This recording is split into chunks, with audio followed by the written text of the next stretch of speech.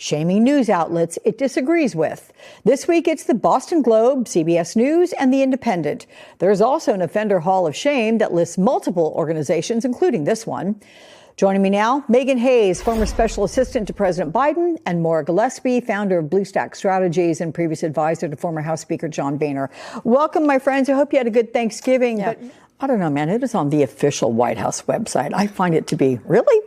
Anyway, Maura, it also comes as the president has directed a string of personal insults at female reporters. He responded, "Quiet piggy," to a question he was asked on Air Force One. He called another reporter a terrible person.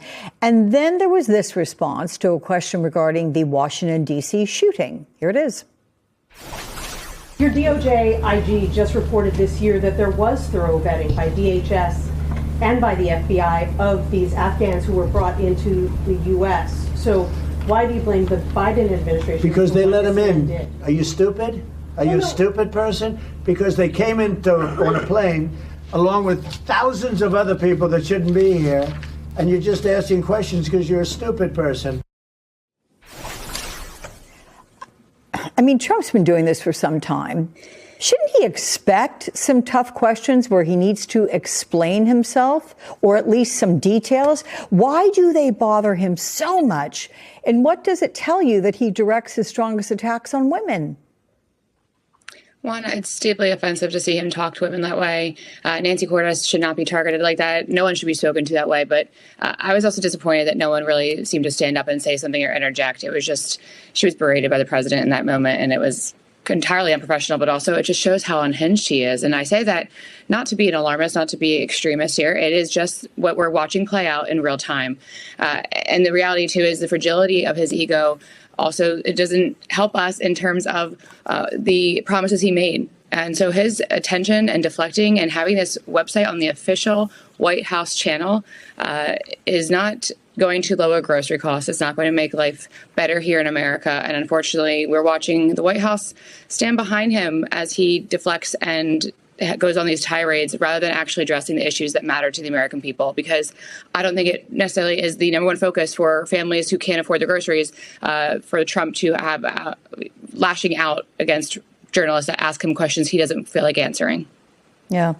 You know, Megan, Trump also this week lashed out at the New York Times, and it was for a piece which points out the ways Trump age, which is now 79, is increasingly showing. For example, he appeared to doze off during an event in the Oval Office.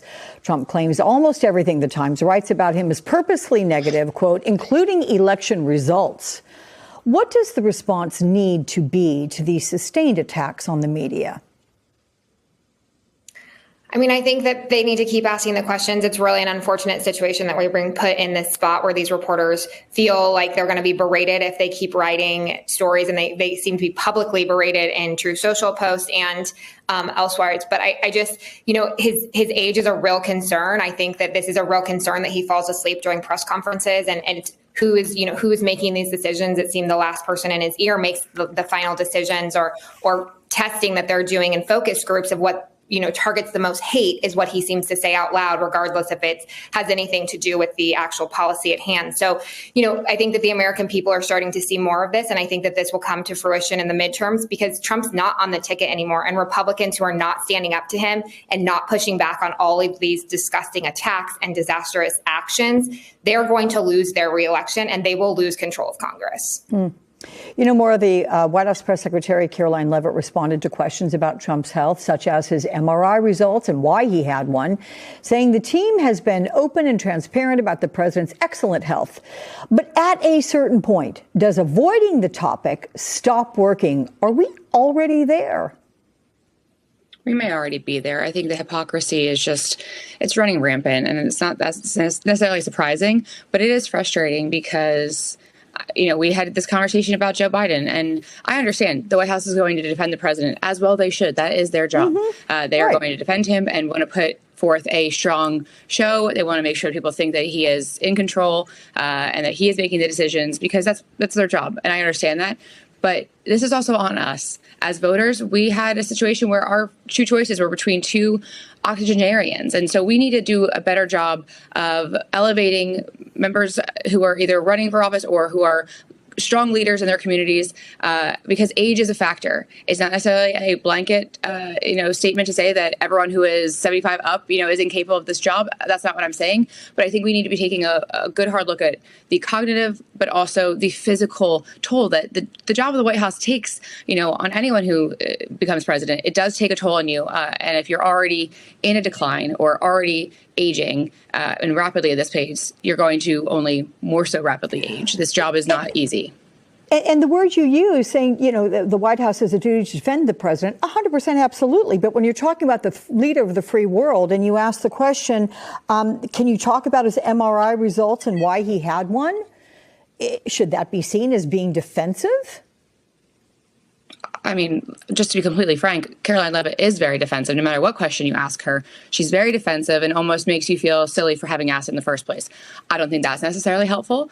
I think that the job is to share information with the press and with the public and inform them of what's going on in a way that keeps us as a nation safe. We obviously don't want to share information that would put anyone in jeopardy or make us look weak or make us look like a target. But at the same time, we need to know what's going on here. He is the leader of the free world. He's also our commander in chief. And so I do think there needs to be a little bit more for a White House that prides itself on apparently being very transparent, be a little more transparent.